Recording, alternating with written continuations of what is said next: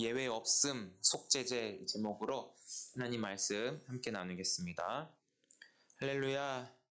오늘도 주님 안에서 평안하시고 성령 충만하시기를 주님의 이름으로 축복합니다. 지난 금요일 엄청난 양의 비가 내렸죠. 다 비 맞으셨어요? 우산을 쓰고 다니셨습니까? 비가 온다라는 것은 계절의 흐름상 추워질 것이라는 알림 메시지로 저는 받아들여졌습니다. 실제로 바람이 차졌고 우리의 옷은 더 두꺼워졌습니다. 그렇죠? 질문을 드려보겠습니다. 여러분들의 마음은 지금 춥습니까? 덥습니까? 스스로에게 답을 한번 내보세요. 지금 내 마음이 추워요? 더워요?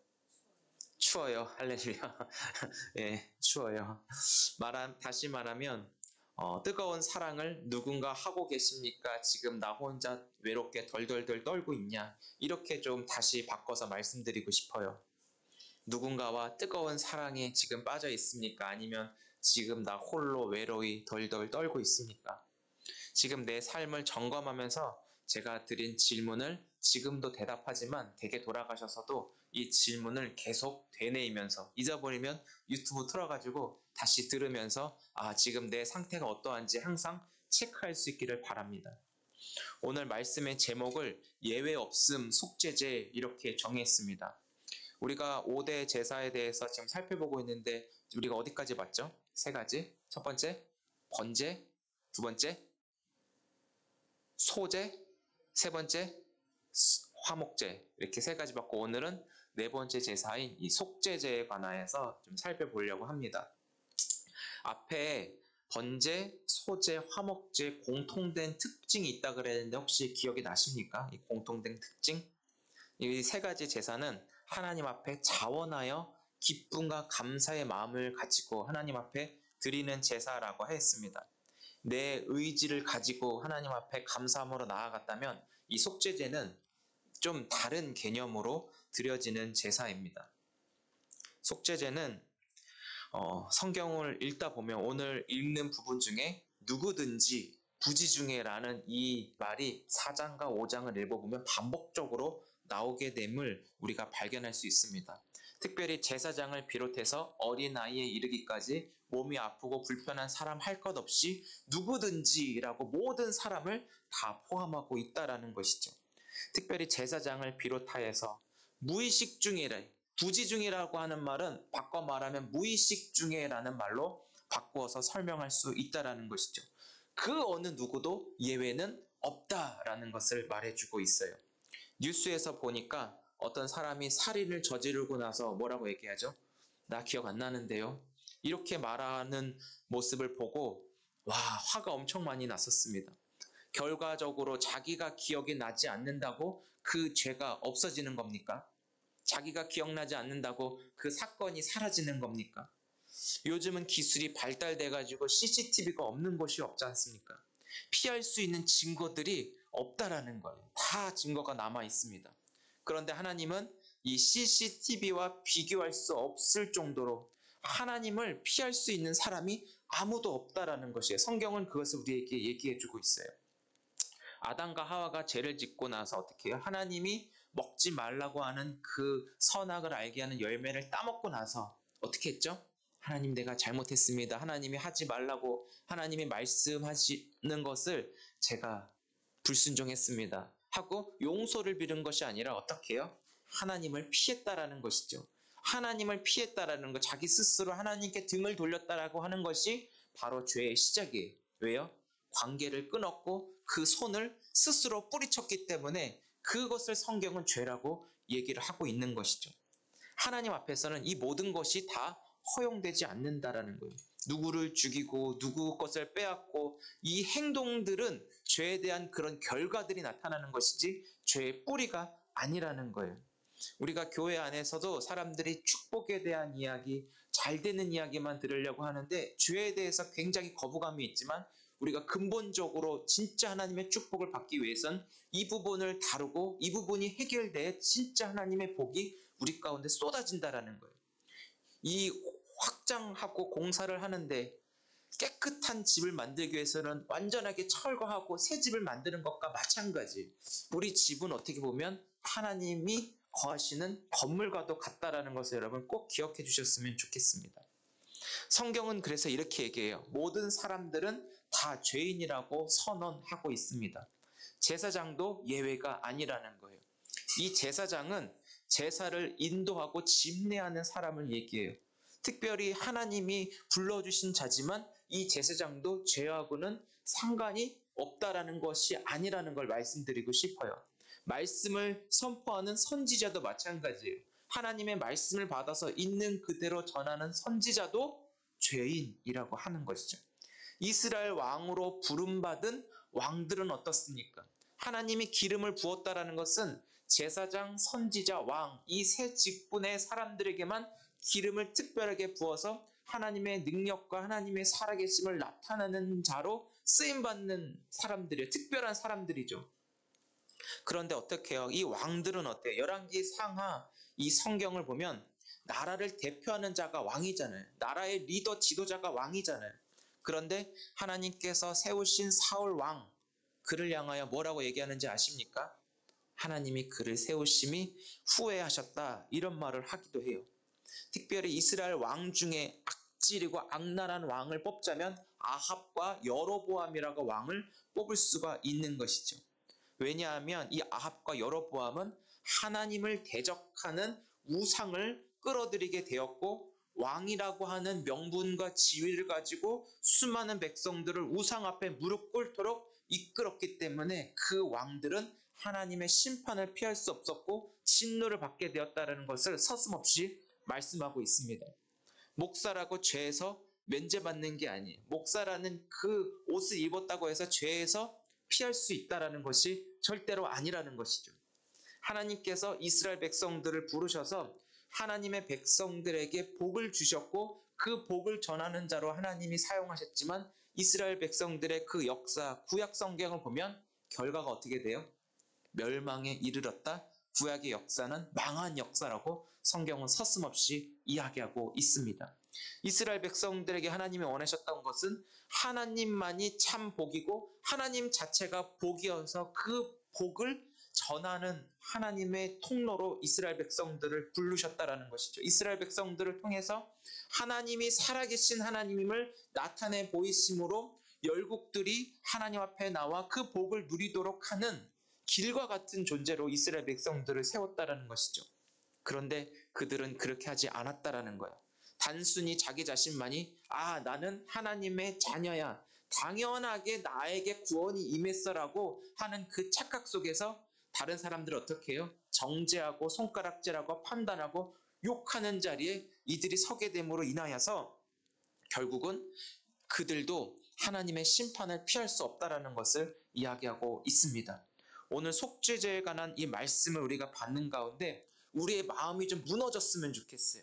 나 자신에 대해서 하나님이 오늘도 말씀을 통해 빛을 비추심으로 인해서 하나님이 싫어하는 것이 완전하게 무너지고 하나님이 미워하는 것이 다 배설되는 역사가 일어나기를 주의 이름으로 축복합니다. 2절을 보면은 만일 누구든지라고 얘기하고 있는데 여기에 시작되는 첫 출발 주자가 바로 제사장이에요. 이 제사장 한 사람이 무너지면 공동체 전체가 무너져요. 그래서 한국 교회 안에 그리고 미국 전 세계 교회 안에 가장 먼저 사단이 공격하는 대상은 바로 목회자예요.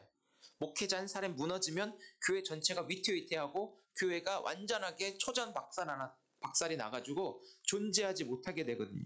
목사 한 사람이 잘못된 선택으로 인해서 한 사람만 피해받는 게 아니라 전체가 어려움을 겪게 되는 것이 뉴스를 통해서도 많이 보게 되었다라는 것이죠.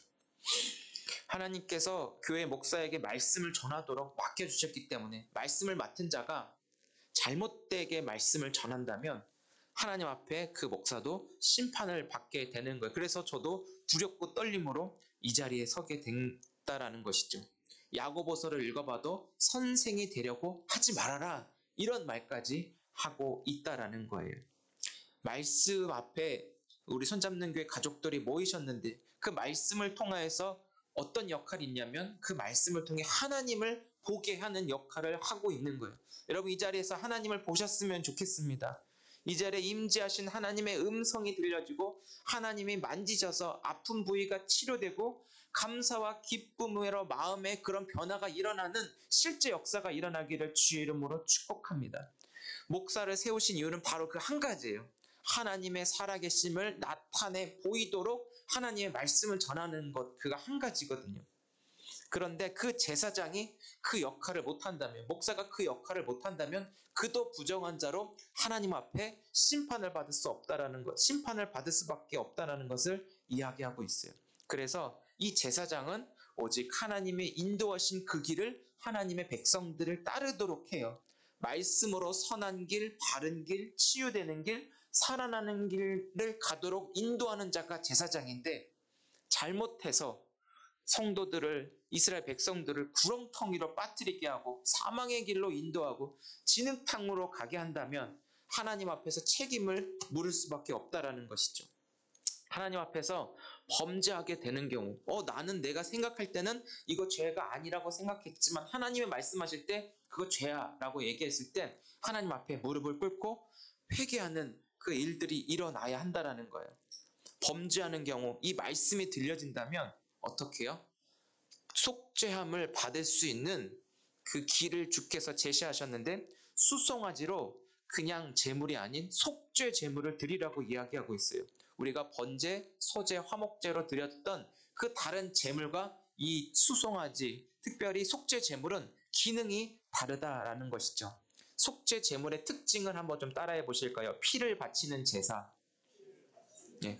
속죄제는 반드시 이 피가 드려져야 한다라는 거예요. 이 제사장이 잘못했지만 한 명의 제사장이 아니기 때문에 다른 제사장을 통하여서 이 제사장이 용서받을 수 있는 길을 제시받는다라는 것이죠. 우리 특별히 지난주에도 말씀을 드렸지만 나와 이 제물이 하나가 되는 방법이 뭐라 그랬죠? 어떤 걸 해서 제사자와 이 제물이 하나가 되게 한다 그랬죠? 안수를 통해서 머리에다가 이렇게 안수하는 그 안수보다도 이렇게 손을 얹어가지고 내가 이 제물처럼 드려져야 하는데 나를 대신해서 이 수송아지가 속죄 제물로 드려짐을 의미하는 것이죠. 그래서 이 속죄제는 피를 드리는 제사라고 말씀드렸어요. 7절에 보니까 회막 안에 뿔들에 바르고 피 전부를 회막문 번제단 앞에 쏟아 놓으라고 했어요. 아무데나 그 피를 쏟아버리거나 아무데나 막 갈기갈기 막 물총 쏘듯이 그렇게 하지 말라라는 거예요. 그래서 피와 기름은 지난주에 말씀드린 대로 하나님의 권한이고, 피는 생명과 직결되어 있기 때문에 피를 함부로 다뤄서는 안 된다는 거예요. 여러분, 바닥에 피가 흥건하게 놓여 있다고 생각해 보세요. 끔찍하고 잔인한 일이 벌어졌다라는 것을 우리가 직감할 수 있지 않겠습니까? 다시 한번 좀 따라해 주시면 감사하겠습니다. 피는 생명이다. 예. 피가 깨끗해야 건강하고 몸이 가볍고 피부도 매끈하지 않습니까? 피가 있어야 할 자리가 어디죠? 몸속, 우리 몸 안에 피가 흘러가야지 몸 밖으로 벗어나는 순간 그게 부정으로 말해지게 되는 것입니다. 거룩이 상실되어지고 부정으로 인해서 감염도 전해지게 되는 거예요. 사람의 건강과 믿음을 해쳐지게 되는데, 이 부정이라고 하는 것은 뒤에 나오겠지만 어떻게 해결이 되냐면 깨끗하게 씻고 격리가 되는 절차를 통하여 이 부정이 거룩하게 되는 거예요. 이 피는 어떻게든 내 몸속에서 지키려고 하고 이 피를 통해서 우리의 생명이 유지되는 것에 우리는 신경을 써야 한다는 것이죠. 그래서 이 피는 제사장이 함부로 할 수 없고 제단 안에 정해진, 다음 주에 성막에 대한 그림을 좀 보여줄 텐데, 곡 제물을 번제단 위에 올려서 불로 이렇게 태우는 그 제단이 있어요. 거기다가 피를 쏟으라고 이야기하고 있죠. 정해진 위치에다가 반드시 해야 한다라는 거예요. 그런데 지금 우리는 그런 동물을 잡아서 드리는 제사를 드리지 않고 있어요. 그것만으로도 우리가 얼마나 감사하고 편안하고 특권을 가지고 예배를 드리는지 몰라요. 그 동영상은 어떤 동영상을 보니까 양을 잡아가지고 제사를 드리는데 어떻게 해요? 양을 잡으면 막 양이 막 살려달라고 막 울부짖는 소리들, 또 가죽을 벗기고 그 피가 사방에 튀기고 각을 뜨면서 막 피 튀기는 그 속에서 제사장은 또 온몸에 피를 다 맞아요. 그렇게 제사를 드리면 이 아수라장 속에서 하나님께 집중할 수 있겠습니까? 그게 안 되는 거예요. 근데 그 당시에는 속죄 제물은 그러면서 그 동물이 죽어가는 그 모습을 보면서 아, 죄의 값이 이런 것이구나라고 시청각적인 자료를 설명하면서 사람들에게 그걸 알려주고 있어요. 그래서 죄와 멀어지는 삶의 연습을 하도록 인도하고 있다라는 것이죠. 화목제 같은 경우는 어떻게 했죠? 이 수송아지든 뭐 암소든 뭐 이렇게 들여가지고 어떻게 해요? 가족들과 나눠 먹었어요. 잔치에 참여하게 됐죠. 그렇게 사용되었어요. 근데 속죄제는 그렇게 하잖아요. 다 태워버려요. 죄로 인하여 드려졌기 때문에 그것을 제사장이 먹기도 하지만 대부분 먹으면 찝찝하고 거의 좀 속이 불편하니까 안 먹는다 그래요. 그래서 다 그것을 태워버리면서 자기의 그런 죄의 값으로 하나님 앞에 드려지게 되는 것이죠.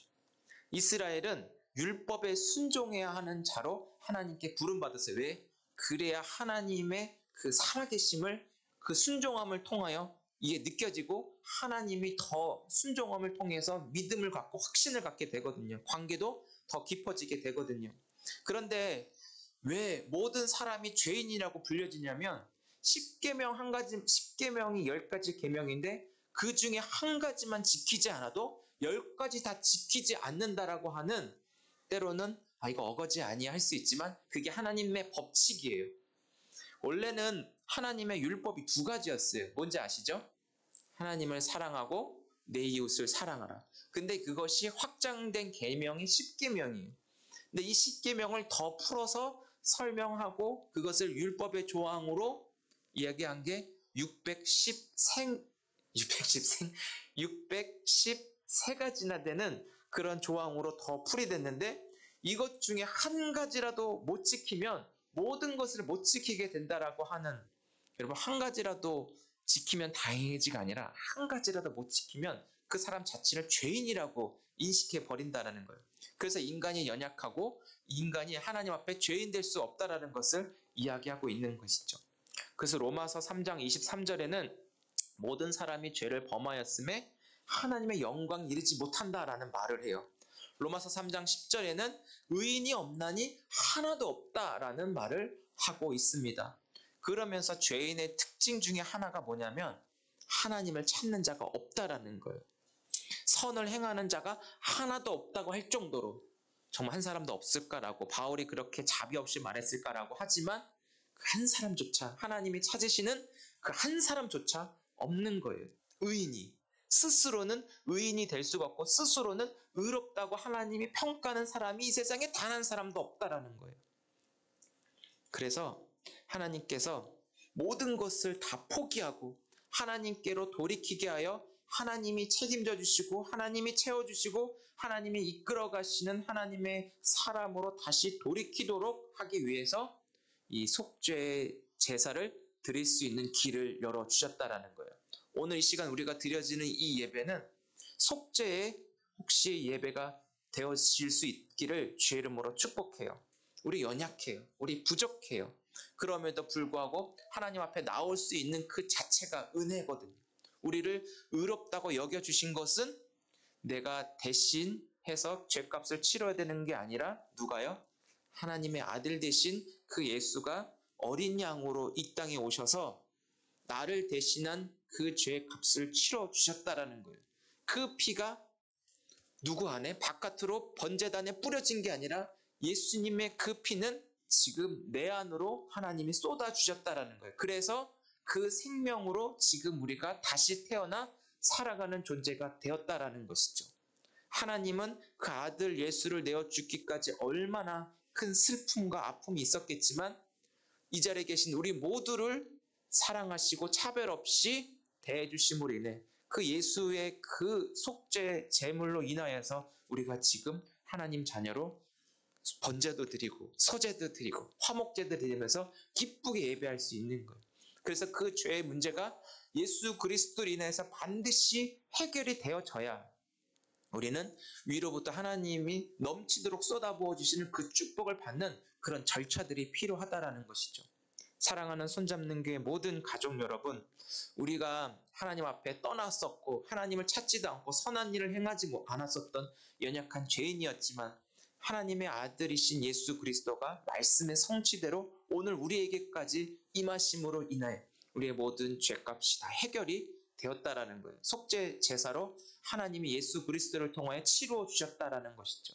그 예수 그리스도의 그 생명, 피 흘리시고 피 뿌리시고 피를 이렇게 묻히심이 나를 깨끗하게 하고 거룩하게 하고 순결한 하나님의 자녀로 나를 이렇게 안아주시는 그 큰 사랑, 오늘 그 품에 여러분 머무르시지 않겠습니까?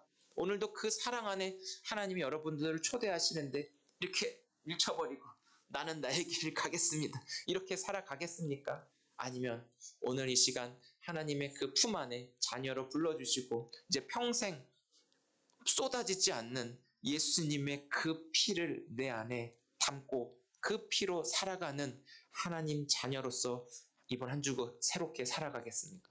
어떻게 살아가겠습니까? 예수님의 피를 소유하여 속죄제물 대신 예수 그리스도를 내 안에 모시며 그분과 함께 천국을 소망하고 사모하며 오늘 있는 그 자리에 감사와 기쁨으로 세상을 물들이지 않겠습니까? 나는 연약하지만 한번 따라해볼까요? 하나님이 하셔! 네, 우리가 그 믿음으로 살아갈 수 있기를 주의 이름으로 축복합니다.